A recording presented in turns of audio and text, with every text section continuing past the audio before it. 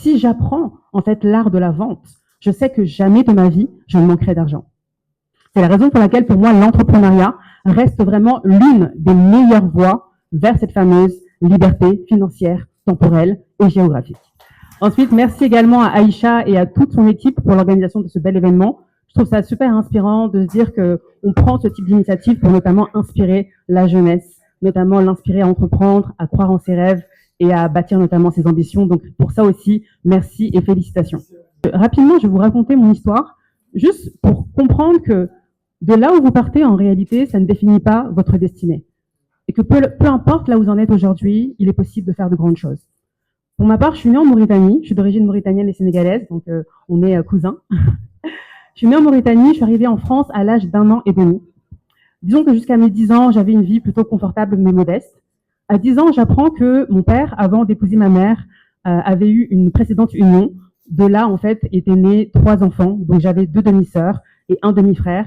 Ils vivaient au Sénégal et ils allaient nous rejoindre notamment à Paris, dans le 19e. Et le jour de leur arrivée, je ne vois pas débarquer chez moi seulement 3 personnes, mais je vois débarquer chez moi 6 personnes. Parce qu'en plus de mes demi-sœurs et de mon demi-frère, mon père décide également de faire venir ses neveux, qui étaient les fils de son défunt frère. On se retrouve en fait de 3 enfants à la maison, donc j'avais déjà une petite sœur et un petit frère, à 9 enfants à la maison. Notre pouvoir d'achat est divisé par 3. On passe d'une vie modeste à l'extrême pauvreté. Et c'est hyper compliqué parce qu'on rentre vraiment dans une spirale qui est toxique. Et je me rends compte que finalement, ce qui m'a aidé pour ma part, c'est vraiment de sortir dehors et de jouer. Donc jouer vraiment m'a permis finalement de m'évader, m'a permis de trouver une manière finalement de profiter de ma jeunesse, de jouer avec mes amis, de jouer à la star, de jouer à danser, à chanter. Et vraiment, ça a été un exécutoire. Et on continue comme ça jusqu'à mes 14 ans où le système rattrape mon père. Et un soir d'été, en rentrant du collège, j'arrive devant chez moi, impossible de rentrer. Je me retrouve devant une grosse porte blindée. On s'est fait expulser. Apparemment, il y a eu des pétitions dans notre immeuble. On faisait trop de bruit, il y avait trop de monde, c'était trop compliqué. Et donc, on se retrouve à la rue, sans domicile fixe. On doit dormir à l'hôtel, puis chez des amis pendant plusieurs temps, avant de retrouver un semblant de vie un peu plus tard en Normandie. Et à ce moment-là, j'en veux à mon père. Parce que je me dis que c'est de sa faute qu'on se retrouve dans cette situation-là. De base, effectivement, il avait une belle intention, notamment le fait de faire venir ses enfants et ses neveux pour pouvoir leur offrir un meilleur cadre de vie. Mais il n'a pas cherché à augmenter notamment son train de vie. Donc forcément, avec un salaire, tu vas nourrir 3 enfants de la même manière que tu pourrais nourrir 9 enfants. Et je me suis fait la promesse à ce moment-là que quand j'allais grandir pour ma part, j'allais réussir. Pourquoi? Parce que je ne voulais plus jamais me retrouver pauvre. À 18 ans, je fais un premier stage en entreprise en tant que commercial B2B. Et là, j'apprends le métier passionnant, notamment justement sur tout ce qui va être commercial, donc prospecter, vendre, négocier, etc. Au départ, je n'étais pas du tout formée. Et ce qui est intéressant, c'est que je faisais un stage qui n'était pas rémunéré. Et le premier deal que j'ai closé, je retourne en entreprise, j'annonce à mon tuteur de stage que j'ai réussi justement à vendre. Et il me dit, oh waouh, Ouray, c'est super, tu vas toucher ce qu'on appelle une commission. Et là, je me dis, waouh, mais c'est génial en fait. Si j'apprends en fait l'art de la vente, je sais que jamais de ma vie, je ne manquerai d'argent. Et à la suite de ça, j'ai continué mes études. J'ai fait une école de commerce international. J'ai été diplômée, j'ai travaillé dans plusieurs entreprises en France et à l'étranger pour les aider notamment à augmenter leur chiffre d'affaires. Et à un moment donné, je me suis dit, mais ok, j'étais devenue responsable commerciale. On générait des dizaines de millions d'euros de chiffre d'affaires par commercial au sein de l'entreprise. Et je me suis dit, mais plutôt que d'aider une entreprise à générer des millions, pourquoi pas plusieurs? Donc j'ai commencé à donner des conférences. J'ai commencé à donner des formations commerciales en dehors de mon emploi. Et c'est là où j'ai rencontré des entrepreneurs qui me disaient, mais écoute Ouray, moi je suis entrepreneur, mais justement, la vente, c'est pas mon truc. Ou alors moi je suis entrepreneur, mais je ne sais pas vendre. Et j'étais là en mode, mais ok, comment tu veux entreprendre si tu ne sais pas vendre?